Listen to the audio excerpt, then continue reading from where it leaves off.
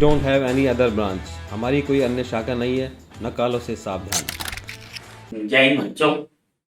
देखते हैं अब, इससे पहले हम लोग कर चुके थे अकबर बाबर तक, बाबर और हुमायूं तक टॉपिक कर लिए थे। अब हम लोग अकबर के टॉपिक्स को करेंगे। अकबर आपको पता है कि मुगल काल का सबसे अच्छा शासक माना जाता है और इसके समय में मुगल काल में काफ़ी ज़्यादा प्रोग्रेस हुआ, काफ़ी चेंजेज आया और मुगल काल का एक अच्छे शासक में इसकी गणना की जाती है। अकबर के शासन के समय की जो इसकी धार्मिक नीति थी, जो इसकी धार्मिक पॉलिसी थी, ये कई बार पेपर में पूछी गई है। तो इसके समय में देखिए, एक सबसे इम्पोर्टेंट बात है कि लंदन में जो ईस्ट इंडिया कंपनी बनी थी, जब लंदन में ईस्ट इंडिया कंपनी बनी थी, तो लंदन में ईस्ट इंडिया कंपनी जो बनी थी वो आपका इसी के अकबर के समय में ही बनी थी। अकबर के समय में ही जो है लंदन में ईस्ट इंडिया कंपनी का निर्माण हुआ था। तो जैसे ये जो ईस्ट इंडिया कंपनी है, ये ईस्ट इंडिया कंपनी भारत में शुरू में व्यापार करने के पर्पज से आई थी, व्यापार करने के उद्देश्य से आई थी। तो आपसे अगर पेपर में पूछा जाए कि ईस्ट इंडिया कंपनी जो है ना, किस मुगल शासक के समय में बनी थी, तो ये अकबर के समय में बनी थी। तो अकबर के समय में ईस्ट इंडिया कंपनी बनी तो जरूर थी, लेकिन भारत में व्यापार करने के लिए जब ये आए, तो उस समय जो मुगल काल का शासक था वो जहांगीर था। मतलब अगर पूछा जाए कि ईस्ट इंडिया कंपनी बनते समय भारत का बादशाह कौन था, तो आपका जवाब हो जाएगा अकबर। और अगर आपसे पेपर में ये क्वेश्चन पूछा जाए, ये क्वेश्चन आए कि भाई जब ईस्ट इंडिया कंपनी भारत में व्यापार करने के लिए आई, तो उस समय भारत का बादशाह कौन था, तो जहांगीर था।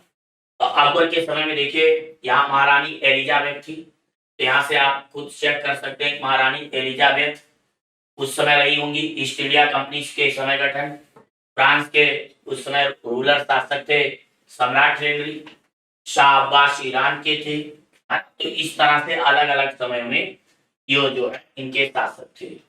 तो इस तरह से पेपर में क्वेश्चन बन जाता है, पूछा जाता है।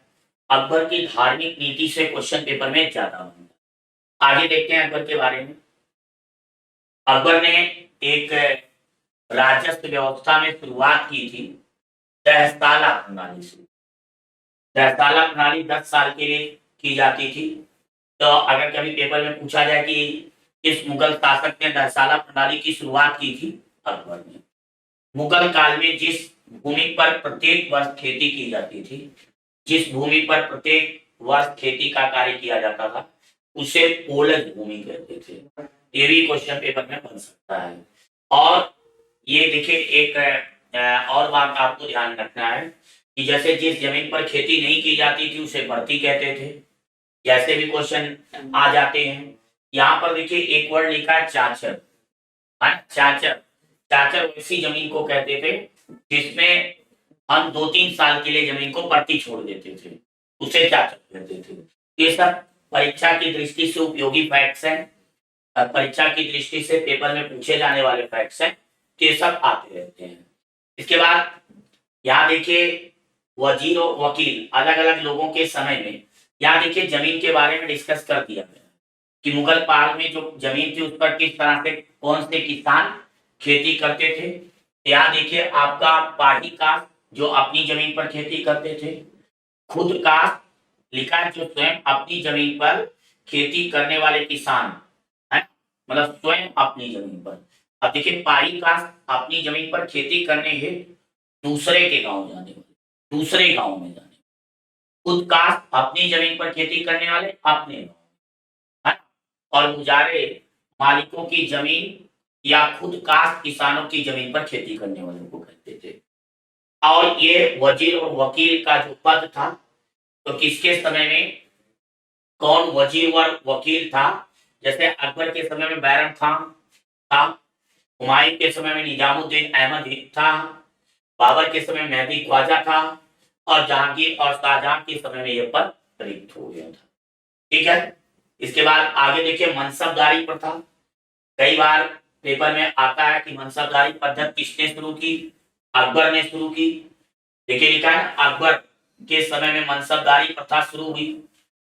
अकबर ने ये व्यवस्था जो लिया था मंगोल व्यवस्था से लिया था। इसने जब शुरू किया मनसबदारी व्यवस्था में, ये मंगोल व्यवस्था पर आधारित थी, मंगोल व्यवस्था से संबंधित थी। बस आप इसमें देखिए दो शब्द का यूज किया जाता था, जाट और सवार। जाट का अर्थ व्यक्तिगत से होता था और सवार का अर्थ उसके पास कितने सवार, कितनी सेनाएं वगैरह होती थी, उससे मतलब होता था। तो मनसबदारी में ये चीजें आती थी। अकबर ने राजपूतों के साथ मित्रता की संधि की थी, मतलब मित्रता का संबंध।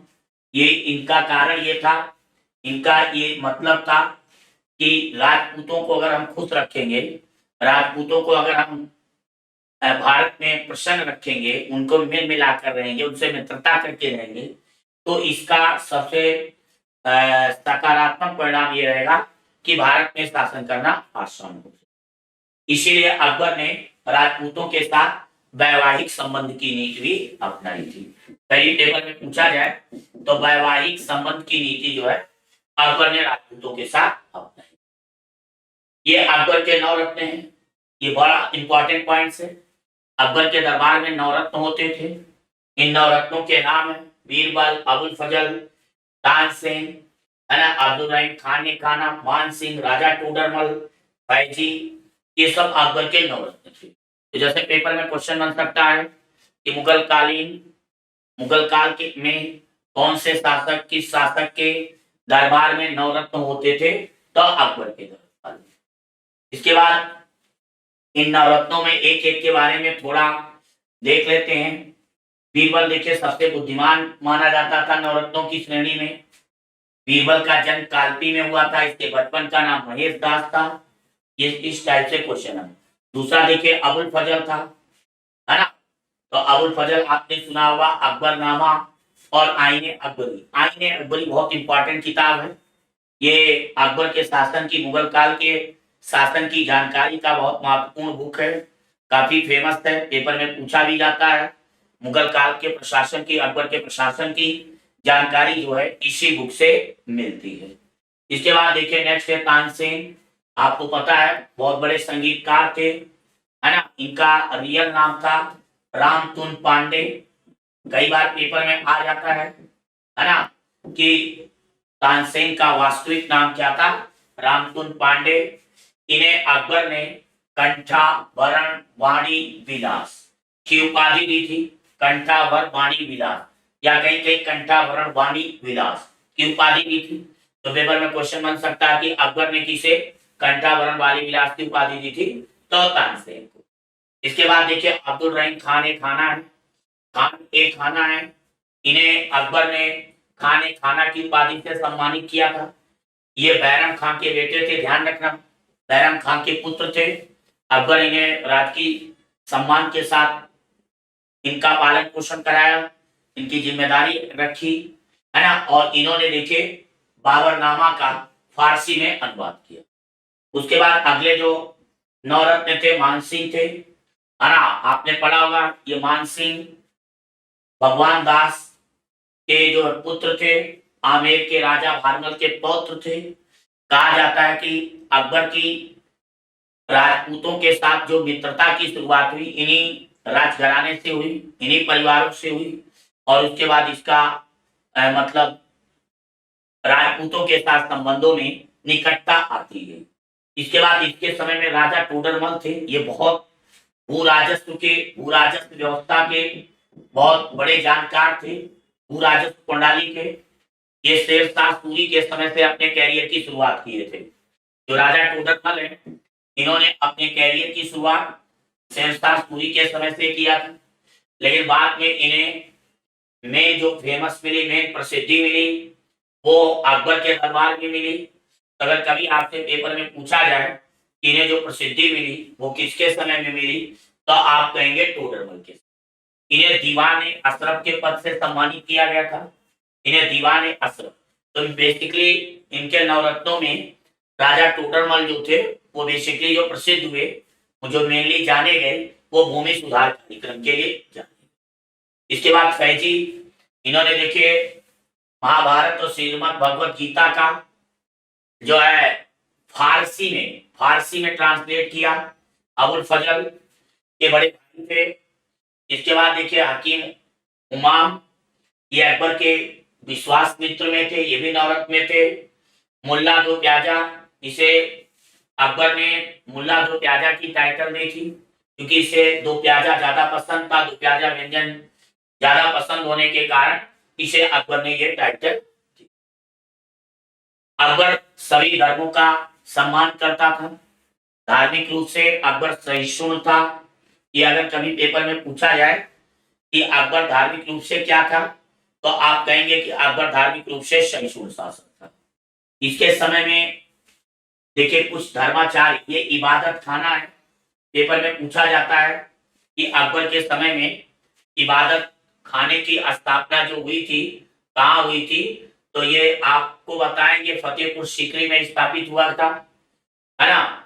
और इसमें देखिए हिंदू, जैन, पारसी, ईसाई सभी धर्मों के जो प्रसिद्ध विद्वान थे उनको बुलाया गया था, इनवाइट किया जाता था। इसमें धार्मिक वाद विवाद परिचर्चा की जाती थी, अकबर कराता था।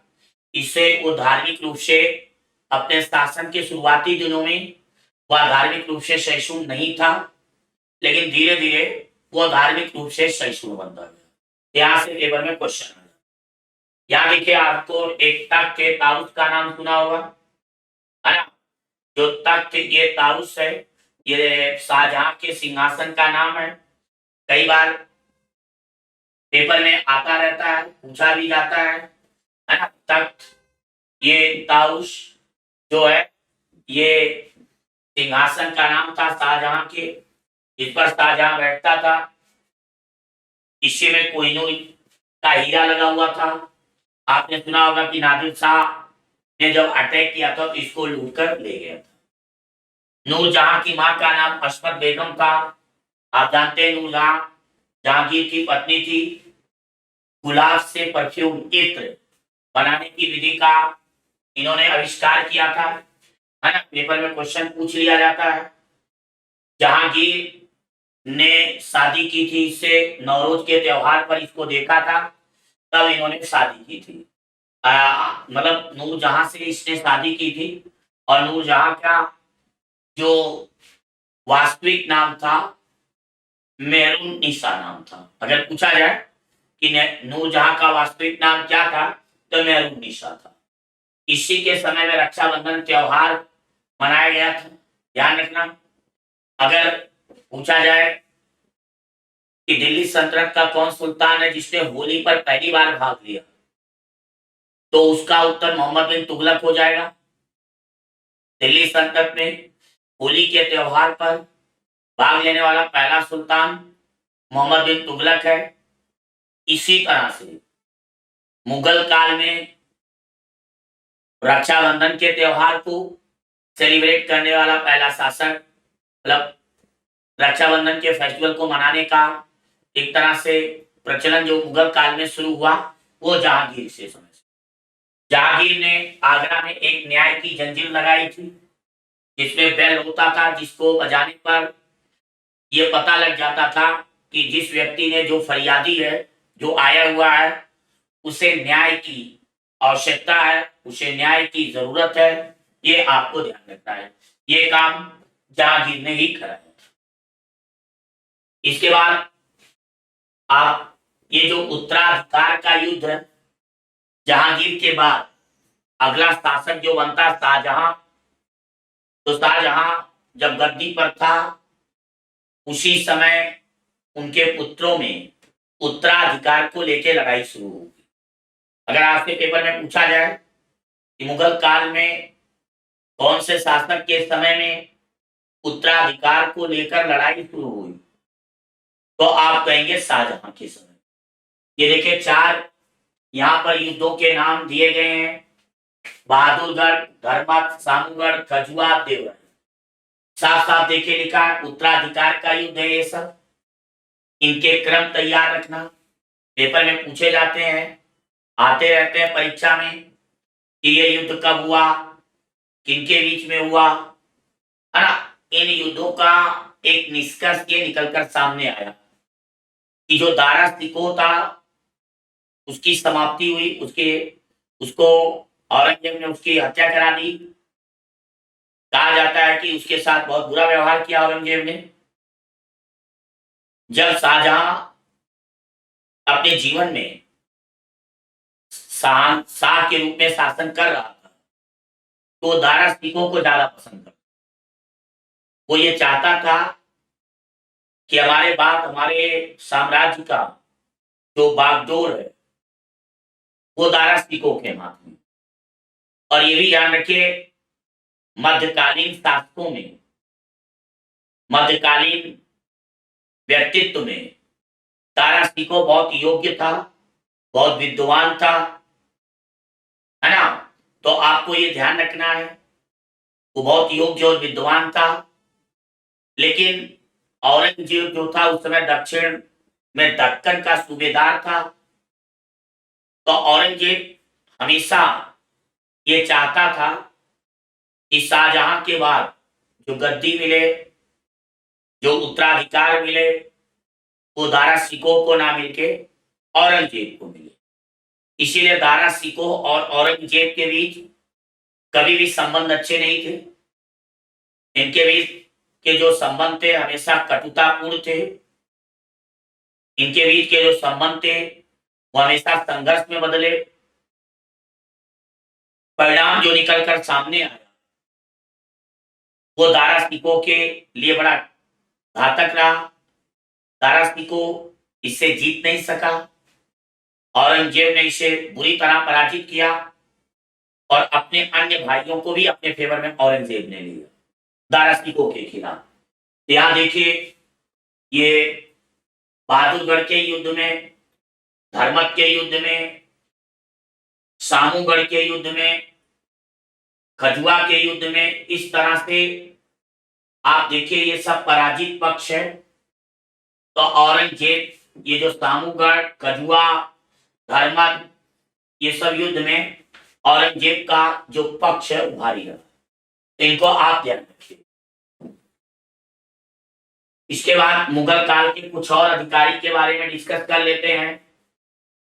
यहां देखिए, मुहद्दिस, ये प्रजा को सदाचार, नैतिक आचरण का पालन करने के लिए नियंत्रित करते थे।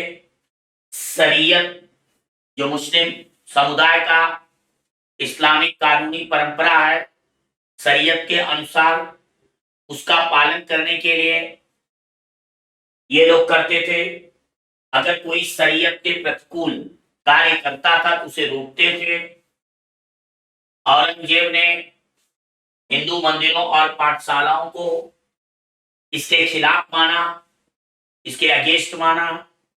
इसलिए उन्होंने मुहद्दिस नाम के अधिकारी की नियुक्ति भी की थी।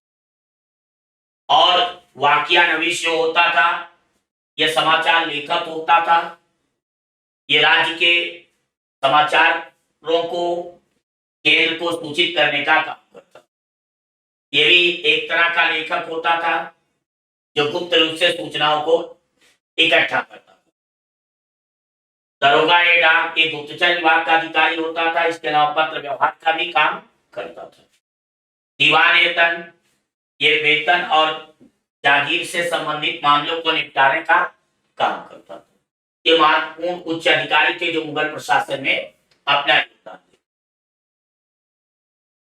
इसके अलावा देखिए, मीर आतिश, ये शाही तोपखाने का अधिकारी होता था। मीर ए वैल, जल सेना का। हालांकि मुगल काल में नेवी कोई इतनी अच्छी नहीं थी, इतनी ज्यादा नेवी का प्रचलन नहीं था, इतना नेवी का कोई रोल नहीं था, लेकिन फिर भी ये पोस्ट थी, है ना। वीटी कोच्चि, ये भी अकबर के शासन में नियुक्त हुए थे। मुस्तरिफ, ये राज्य की आय व्यय का लेखा जोखा रखते थे। ये जो भी महत्वपूर्ण पदाधिकारी हैं इनको आपको याद रखना। तो इस तरह से आप देखेंगे कि ये सब मुगल कालीन अधिकारी थे, मुगल कालीन उच्च प्रशासनिक अधिकारी थे जो इतने पोस्टों पर कार्य कर रहे थे। इसके अलावा देखो, जो अकबर का शासन है वहां से क्वेश्चन ज्यादा बनता है। अकबर ने दीन इलाही धर्म शुरू किया था, दीन इलाही धर्म की शुरुआत की थी। अकबर के समय में सती प्रथा पर एक बार रोक लगा दी गई थी। अकबर के समय में तीर्थ यात्राओं पे कर जो लगाया गया था समाप्त कर दिया गया था। अकबर के समय में सुला एक कुल नामक फेस्टिवल की शुरुआत हुई थी। सुला ये कुल, अगर आपसे पेपर में पूछा जाए कि सुला एक कुल ये जो उत्सव है ये अकबर के समय में शुरू हुआ था। अकबर के समय में दीन इलाही की शुरुआत की गई थी। कहा जाता है एक ईश्वरवाद के विचारधारा पर था, एक ईश्वर की विचारधारा पर था। इसमें अकबर ही सब कुछ था। दीन इलाही बीरबल ने स्वीकार किया था, एकमात्र हिंदू शासक था। अगर आपसे पेपर में पूछा जाए कि दीन इलाही को स्वीकार करने वाला एकमात्र हिंदू शासक बीरबल था। अकबर ने तीर्थ यात्राओं पे जो कर लगे थे उन सबको समाप्त कर दिया था। और अकबर धार्मिक रूप से सहिष्णुता, है ना, कि इस टाइप से बेटा पेपर में क्वेश्चन आते हैं। इसके समय में धार्मिक सहिष्णुता का प्रमाण नहीं मिलता है, ये सब आपको ध्यान रखना। और जहांगीर के समय में, जहांगीर के टाइम में तंबाकू की खेती शुरू हुई। सॉरी, जहांगीर के समय में हाँ तंबाकू की खेती पर बैन लगा दिया, बैन, इस पे प्रतिबंध लगा दिया गया था जहांगीर के समय में। और जहांगीर के समय में नूरजहां गुट बना हुआ था। नूरजहां का प्रभाव जो है जहांगीर के शासन में अधिक था। जहांगीर के शासन में नूरजहां का प्रभाव सर्वाधिक रूप से था। अगर आपसे पेपर में पूछा जाए कि जहांगीर के शासन में किसका सर्वाधिक प्रभाव था तो नूरजहां के व्यक्तित्व का प्रभाव था। ये जो नूरजहां गुट है बाद में शाहजहां इसका विरोधी हो गया, शाहजहां इससे अलग हो गया और लास्ट में गद्दी उसी को मिलती है, शाहजहां। और यहां पर आपको ध्यान रखना है कि जहांगीर के सलीम नाम था, अकबर इसे शेखू बाबा के नाम से पुकारता था, है ना, शेखू बाबा। ये सब क्वेश्चन आ जाते हैं पेपरों में। जहांगीर के समय में हमने आपको बताया कि ईस्ट इंडिया कंपनी जो है शासन करने के लिए भारत में, सॉरी, व्यापार करने के लिए, शासन तो नहीं कह सकते हैं, व्यापार करने के उद्देश्य से आया और इन्हें सूरत में फैक्ट्री लगाने की परमिशन जो दी वो जहांगीर के समय में ही मिली। ये सब जहांगीर के समय की बात है। जहांगीर के समय में ये सब शुरू हुआ था। और जहांगीर के समय में कई सारे यूरोपियन इंडिया विजिट किए थे, भारत आए, के दरबार में गए, व्यापार करने की परमिशन ली। इस तरह से ईस्ट इंडिया कंपनी के व्यापार का जो प्रारंभिक शुरुआत होता है वो जहांगीर के समय में। ये सब आपको ध्यान रखना। इसके अलावा शाहजहां के समय में जो मुगल स्थापत्य कला है उसका स्वर्ण युग कहा जाता है। मुगल स्थापत्य कला का स्वर्ण युग जो कहा गया वो शाहजहां के शासन हुआ। ये आपको ध्यान रखना है बच्चों। जैसे ताजमहल वगैरह दिल्ली का लाल किला, ये सब इसी के समय में बना। तो इसी वजह से इसे मुगल काल के शासन का जो है स्थापत्य कला का स्वर्ण युग कहा गया। शाहजहां के समय में राजधानी दिल्ली बनी, जो पहले आगरा थी वो दिल्ली आई। शाहजहाना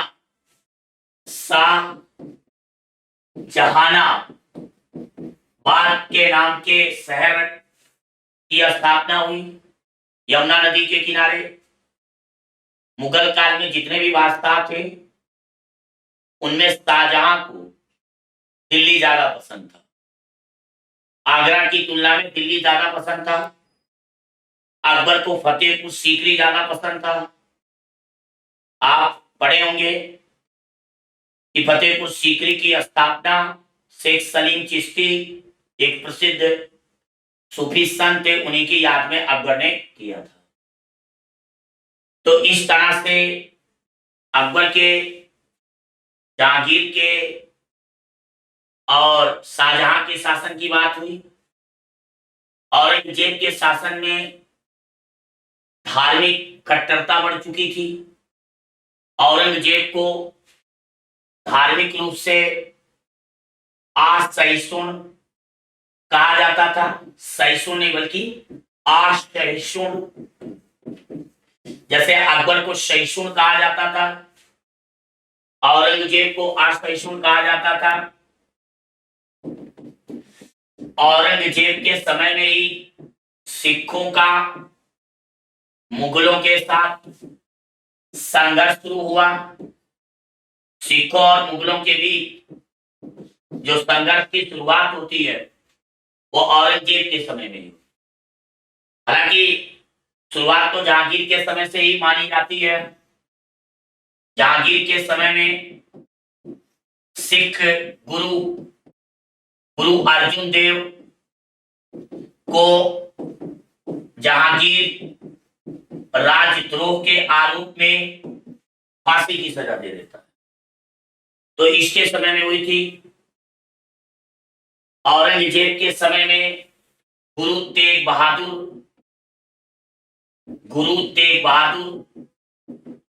को सजा हुई थी। तो ये आप देखें कि मुगलों के शुरुआती दौर से सिख गुरुओं से अच्छे संबंध नहीं थे। धार्मिक रूप से इनके बीच में मतभेद था, कट्टरता थी। औरंगजेब के समय में कट्टरता और ज्यादा बढ़ गई। औरंगजेब के शासन में सबसे ज्यादा धार्मिक कट्टरता बढ़ी। औरंगजेब के शासन में एक और चीज आप याद रखिएगा, नोटिस रखिएगा, हिंदू मनसबदार सर्वाधिक थे। हिंदू मनसबदार सर्वाधिक थे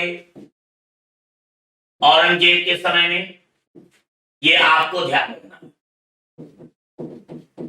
इसके अलावा ये संगीत का विरोधी था, ये भी आपको ध्यान रखना है। लेकिन इसी के शासन में संगीत पर सबसे बड़ी पुस्तक भी लिखी गई। औरंगजेब खुद बीड़ा बजाने का शौक रखता था। औरंगजेब भारत को दारुल ए इस्लाम बनाना चाहता था। इस टाइप से भी पेपर में क्वेश्चन बन सकता है कि कौन सा शासक दारुल ए इस्लाम के रूप में औरंग बनाना चाहता था। तो ये ध्यान रखिएगा, औरंगजेब। इसके बाद एक चीज और ध्यान रखिए, औरंगजेब की जो बीवी थी उसका नाम था रबिया दुरानी। ये औरंगजेब की बीवी थी रबिया दुरानी। इसके मकबरे को ताजमहल का